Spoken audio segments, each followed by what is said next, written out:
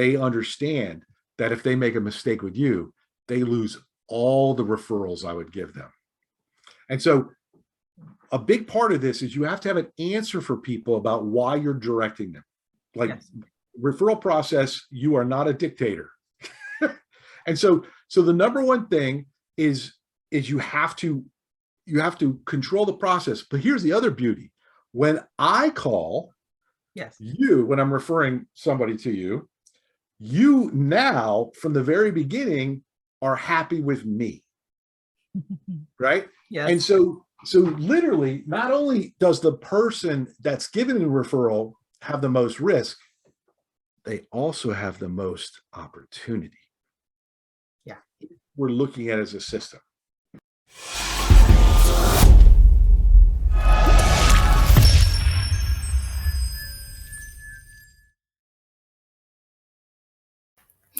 Welcome to the Author to Authority podcast. I'm your host, Kim Thompson-Pinder, and I'm so excited to announce that in August, we will be having the 400th episode of the Author to Authority podcast.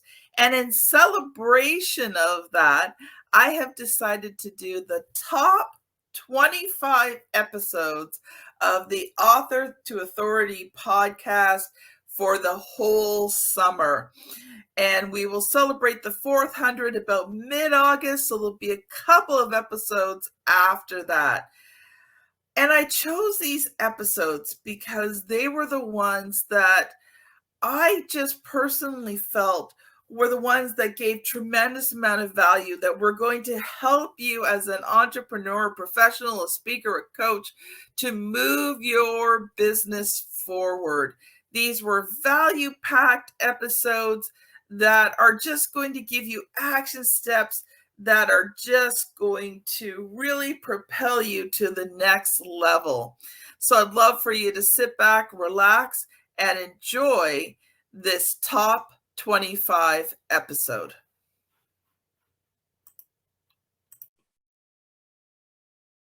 Welcome to the Author to Authority podcast. And I am your host, Kim Thompson-Pinder, and I have such a treat for you today. True story. Now, I was referred to this person by one of my favorite people, Larry Levine. You guys have all heard me talk about him, Selling from the Heart. And Mike Garrison is an amazing person. And almost instantly, I'm like, this person needs to be on my podcast. So today you are in for an incredible treat. And we are actually going to do this over 2 episodes because I already know how much he has to share. We may even do 3, we'll see. But today, one of the best and easiest ways to build your business is through referrals. And Mike Garrison is the referral king, and he has such a unique approach to referrals that's going to have your head spinning. So, Mike, welcome to the show. Thank you very much. Thank you very much. I'm excited to be here. And are you sure it's like multiple episodes because you're not sure you'll be able to get me to shut up? Well, there is that, but I think it's just more. I'm going to be helping Mike on his book, and we've already been working on the outline, and he just has so much. You have so much knowledge to share, and I don't think we can do it justice in a 30-minute interview. So we're going to do 2. So today, what I thought of is, let's cover your story, maybe share, one aspect, the risk mitigation, because I think that's really important concept. So Mike's book is going to be called, Can I Borrow Your Car? So first, Mike, why don't you tell us quickly, how did you get to be the referral king? Well, I would say it's like the Sunday school answer, Jesus, right? But so I first was involved in referrals after I got out of the military, went to school and got my first job as an outside salesperson selling copiers in the Washington, D.C. area, right? And I quickly discovered that I really dislike cold calling. Mm-hmm. B, I did not Can I say amen to that one? Absolutely. I also did not appear to be rapidly developing competency at cold calling. And I got invited to a networking group, to the Chamber of Commerce, and it was like, these are my people. This works, right? Relationships. I've always been like that. And then I got invited to a BNI group, and at the moment I was running 3 independent groups, and I got invited to this Business Network International referral group, and I saw this guy Art Radke speak. And Art is still a friend to this day. Art is one of the major people that was involved in me becoming a Christian. And I didn't even know it at the time. So Art spoke. I resigned from all these other referral groups and joined a group that I didn't know hardly anybody in, just because of how this man trained. And then fast forward, I got to learn under him, very much a discipleship experience. And then one day we were drinking beer at the low budget Holiday Inn in Alexandria, where you get really cheap beer. And we had a conversation about what Christianity really is, and everything changed. And so, like, my referral story is both secular and spiritual, right? So I became a Christian as a result of watching business people treat each other over time. I got to have this snapshot into what is the right way to treat people if you want to help. And that's what brought me to Christ. And then I found Luke 10 in the Bible, which is the story of how Christ prepared to speak around the Sea of Galilee. You know, he sent them out 2 by 2, gave them instructions. So that's kind of my origin story with referrals. Is it started secular, it became Christian. I don't work with people based upon their religious background. Every single person I do work with cares about other people and wants to grow their business, have fun, and have it mean something. And referrals are the only thing that does that. Wow. So how did you transition though? Because referrals are sort of your main thing now. Like you actually teach and train this. So how did you get into that? It was through Art. So Art was doing something crazy. So BNI is the world's largest referral networking group organization.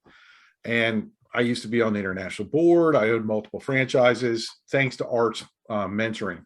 But when Art bought the franchise for DC and Virginia, he had thought he had bought like a McDonald's franchise.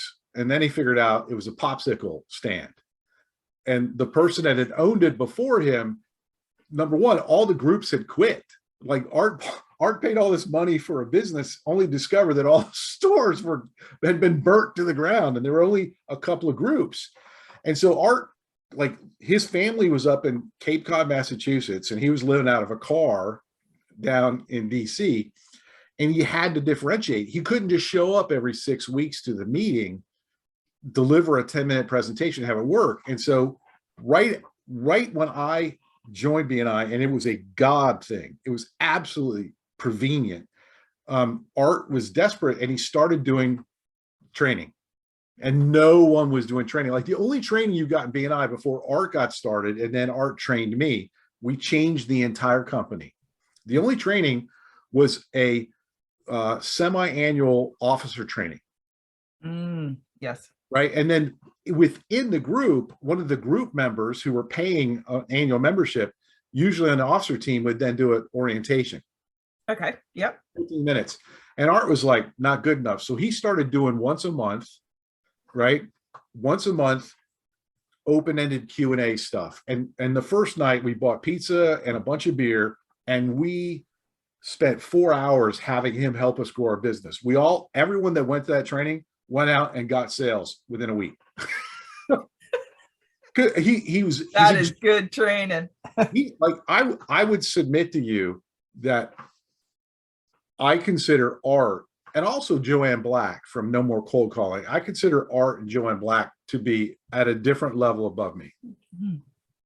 I mean, because I wouldn't be where I am without those people. So, but anyways, he started doing this training on not how to be a member of a group, but how to make money in a referral group. And that's how I learned. It was through proximity. It was very much like the disciples. Like, I basically tried to spend every possible minute I could, even though I was working full time as a copier person. I spent every minute I could around that man just to try and see it. Right. And then fortunately for me, he invested just as much time in with me. Mm-hmm. Yes. Yeah. Oh, that is awesome. I love that. You know, it's funny. Sometimes when you're an entrepreneur, like, I know I spent many years in the MLM network marketing, and, you know, I could sell okay, could not recruit my way out of a paper bag. Like, you know, it's one of those things, you know, they put a gun to your head and they say, recruit somebody, I would have been dead type thing, because it was not going to happen. And, you know, finally, the last company I was in, you know, and I'd been doing this for 12 years at this point, just going from company to company. They had a mentorship program. They had district managers, and the district manager would spend time with anybody who wanted to learn. And so for 2 years, I spent as much time with the district manager as she would let me. Sure. And by the time, you know, we were done, I could recruit almost as well as she could. Right. So, you know, I think it's, you know, as an entrepreneur, I just want to encourage everyone, you know, if you don't have that kind of mentor in your life, keep searching. They are out there. It may take a while to find. The one thing I would add, Kim, about the origin story is it was really hard, the work that I did with Art in Northern Virginia and DC, because there were just so many ex-members, right? And so you're always fighting, you know, this bad reputation. And so I bought a section of Virginia from Art that had never had 80 BNI groups. And my wife and I bought it and moved to Roanoke, Virginia, so that I could build a brand new business in a place I've never been, 100% by referral. I never advertised, never cold called. And we broke records. Nice. Like, so I wanted to like test it. And so when I talk to people about doing this, not only do I understand how to help very successful people leverage referrals, right, for time and money, but I also, if you're the right kind of person, I can show you how to do it from zero. Yeah. And if I could do it, anyone could do it.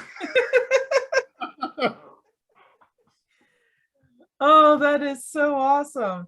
Okay, so there's two things I kind of want you to cover today. So I want you to talk about Can I Borrow Your Car? Because, you know, this book is going to be all about how to not only get referrals, but predict referrals.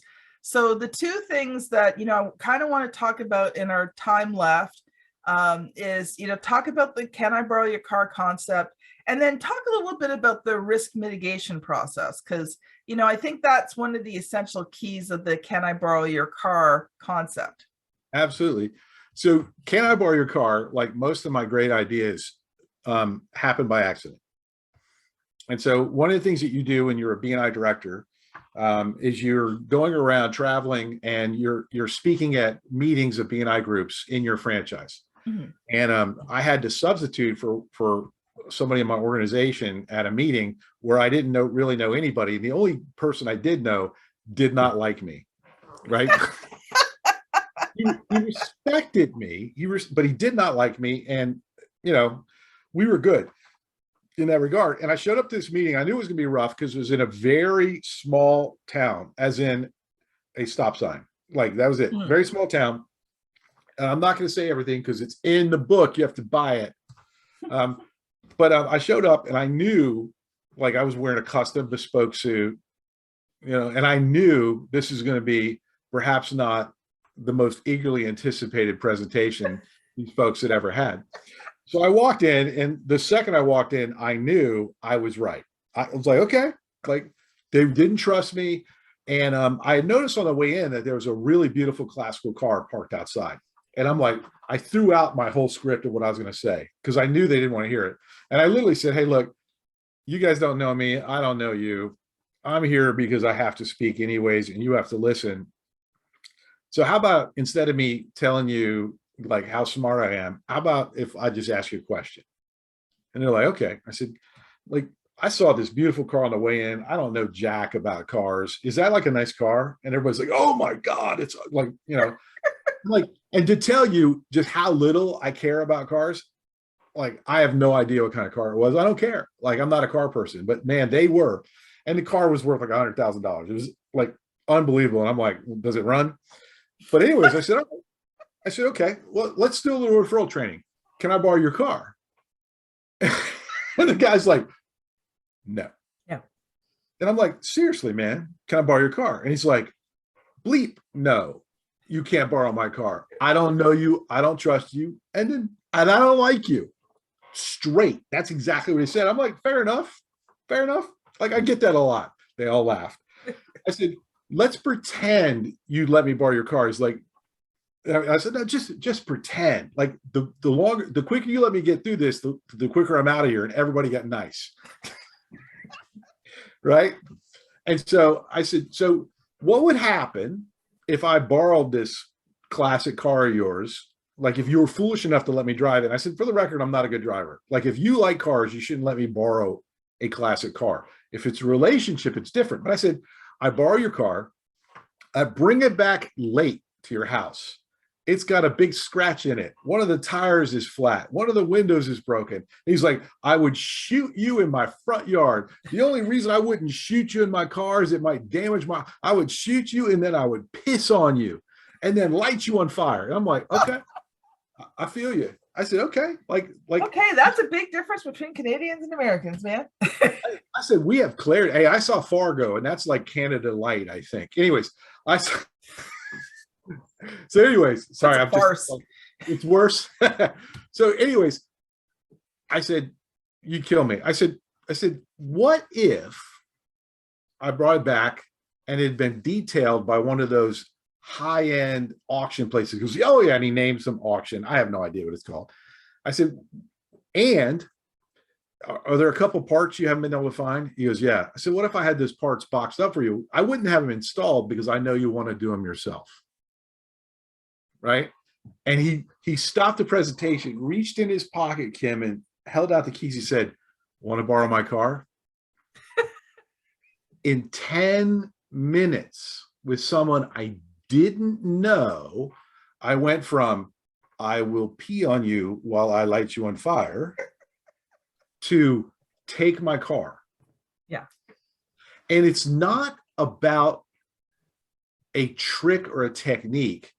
It's about a mindset around talking to people about how you view risk. Right? The difference between someone that can get predictable referrals and someone who's going to have to exist in the Chicken Little marketing / surprise referral territory. By the way, everyone loves a surprise referral. You know? Amen. It's like, oh wow, Santa in April. So that's good, but we can't predict those, can we? No. We can't predict those. They just pop up. And so anyways, like the flip side is when you understand risk, you understand that the number one job that you have when you're receiving referrals, and there's a flip side, is that you have to bring back the car better than you took it. If you want to get predictable referrals, it's not good enough to just bring it back, because guess what happens when you borrow a car? You put mileage on it. Yeah. Right? So it never comes back the same. Relationships are the exact same way. When somebody refers you as a salesperson to one of their clients, that relationship either improves or it doesn't. Yeah. The same thing happens when you're giving referrals. So when I'm giving clients as referrals to other people, I buy insurance. And the insurance is, how I communicate about how that it's kind of like the rental agreement, right? Like, hey man, you want the gas tank filled? But at the core of all of this is an explicit conversation, at least between the salesperson and the person referring the salesperson, about the realistic assessment of risk that's involved. Ironically, the very, very best people, there's always exceptions, but the very best people I've met at borrowing the car and returning it better are the ones that have had professional commercial sales training. Okay. Because professional commercial sales is not transactional. Yeah, it's transformational. It's relational too, and it's systematic, because it's not like, hey, Kim, like you think about it, Larry was involved. You didn't see all the communication, but Larry was involved behind the scenes as you and I were getting to know each other. Hey, tell me a little bit more about her. Hey, Mike, how'd it go with Kim, right? Yeah. And Larry is not as nerdy as I am. Like when you and I had a conversation about somebody, I'm referring to you, right? And so I always think about this. How, when I refer my clients to other salespeople, can I virtually guarantee that I'm getting that client back? And how, when I'm referred a client, can I take this opportunity to make it even better for the person referring me? Because if every time you referred me, Kim, you ready? Here's a question. And this is the holy grail. This is the thing. What would it be like if every time you referred me, you got a referral because of how I treated your client? What if I'm in the meeting with your client and I usually start with something like this: wow, isn't Kim amazing? And they go, yeah. I said, what's interesting? Does she beat you up about referring her?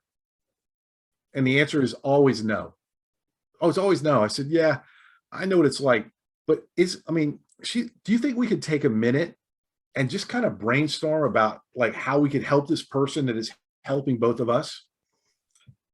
It doesn't guarantee that something will happen. But like, if I'm bringing you referrals from your clients, when you introduce them to me, are you more or less likely to refer me? That's like 1, 2, 3, 4, 5. Yeah. I'll think of lots. So that's the core of the predictable referral system. A predictable referral system looks at it as a system. And what any good system does is really explore where the most reliable and sustainable performance improvements can be gained. Without exception, the number one mistake people make in referral marketing is they are a hashtag referral predator. Yes. Right? Talk a little bit about that. Well, so think about, and this is for anybody listening to this, and it's also why you should buy the book. What percentage of your referral, and you know what, hey, is it all right, everybody, in the future if I put Kim on the spot now? No. But like, Kim, you can put me on the spot. It won't bother me. Well, that's why I'm going to do it, because I'm not worried about you. But so here's the ground rules. You embarrass me too much, you don't get to come back. I might just leave it at one episode. Like you're like, I haven't gotten the book done yet, so look, you'll be fine. So Kim, you've had a lot of different training and experiences, and you work with so many entrepreneurs and folks. I mean, how much actual training, not conversation, but training, have you had on how to give referrals?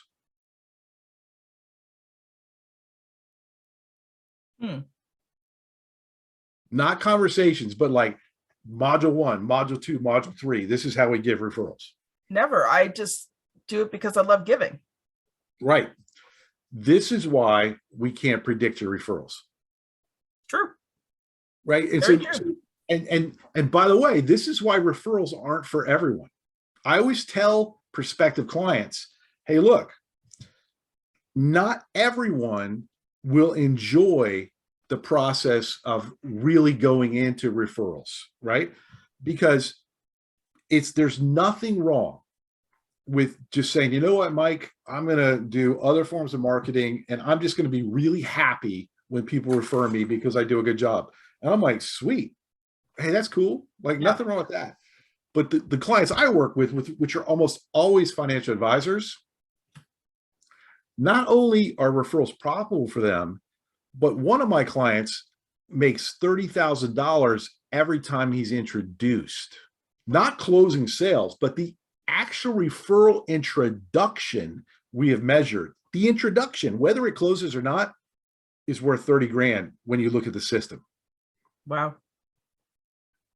Now, partially that's because he's a financial advisor. His average client produces a lot of revenue. He keeps them for 10 years. And so when I'm working around this, number one, for referrals to be predictable, the math has to make sense. Yes. Right. So there's certain businesses where it's really not cost effective in a lot of cases to do what I teach.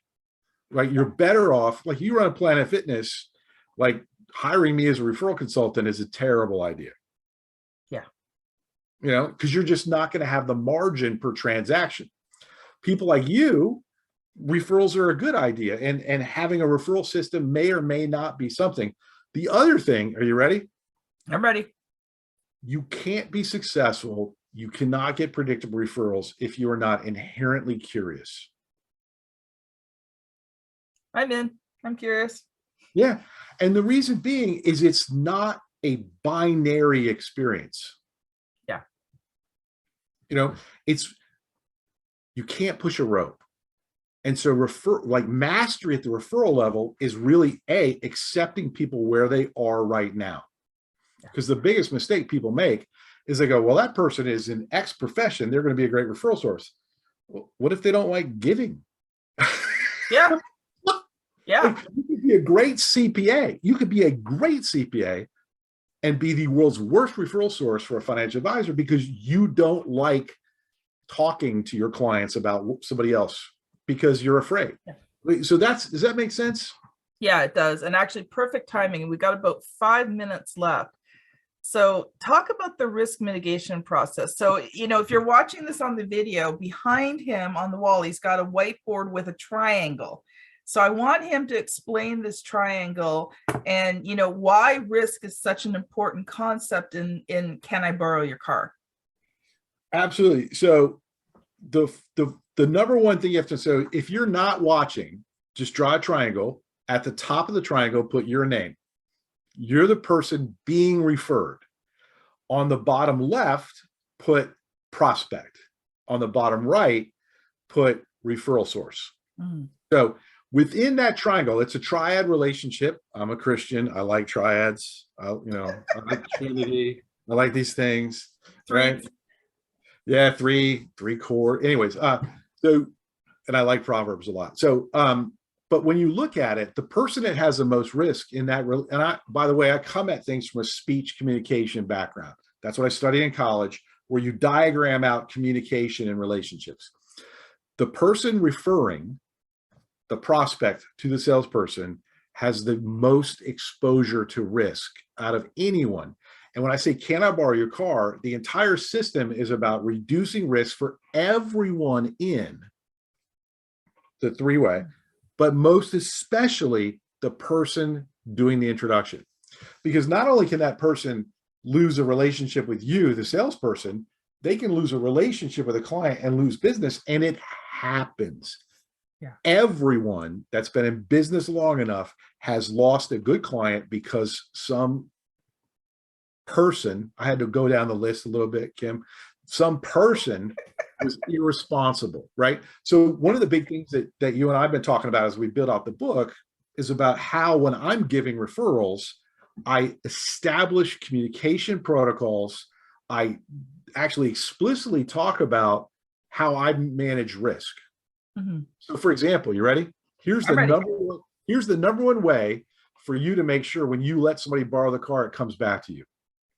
Okay. Never, ever give out a name and phone number to a client of yours and have them call. A couple of reasons. Number one, collective bargaining, right? So collective bargaining is when instead of just being one worker, you're a representation of a lot. And so whether you like unions or not, I don't care. You like relationships. That's what we care about. What I always tell my client is, hey, look, I could give you the name and number, and I will, but I'm going to call the person that you want me to introduce you to so that they understand how important you are to me. And also, they don't make a mistake of thinking you're just one customer. They understand that if they make a mistake with you, they lose all the referrals I would give them. And so a big part of this is you have to have an answer for people about why you're directing them. Like Yes. referral process, you are not a dictator. And so the number one thing is you have to control the process. But here's the other beauty. When I call Yes. you, when I'm referring somebody to you, you now from the very beginning are happy with me, right? Yes. And so literally, not only does the person that's given the referral have the most risk, they also have the most opportunity. Yeah. We're looking at it as a system. Wow. Wow. That's my shortest version ever on that. You did wonderful, Mike. So you know what? There is so much that we could talk about in this, but we are already at our first 30 minutes. So what I'm going to do is we are going to have you back, Mike. And I think the next time I want to do an because you already told your story. So let's do an overview of the macro strategy, the micro strategy. And let's do a short talk on, what has the process been like for you so far starting to work on your book? Because I love great sharing. You're helping. Pardon? It's been great now that you're helping me. Up until then, it sucked. So thank you so much. This has been Mike Garrison and Kim Thompson-Pinder on the Author to Authority podcast. And, if you've received value on this show, first of all, connect with Mike. So we'll have some links in the show notes. But can you share this out? If you're one of our regular listeners and you've learned so much, can you share out these episodes? Tell people about the podcast, post about it on social media. That will just really help to spread the message, and so we can help as many entrepreneurs as possible. So thank you so much for listening, and we'll see you on the very next episode. Bye now.